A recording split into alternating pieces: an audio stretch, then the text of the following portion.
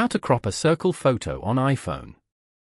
To get started, first of all go ahead and open up the Safari application on your phone.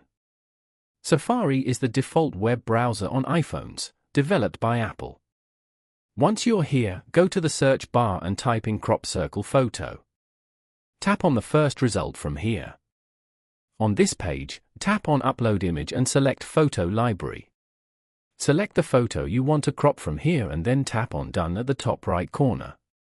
After it has been uploaded, hold and drag the crop circle over the area you want to crop. And then, tap on Crop Circle below. You have now successfully cropped this photo. Tap on Download Image below. Then, tap on Download again to confirm.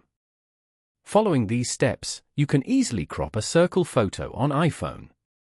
Thank you for watching.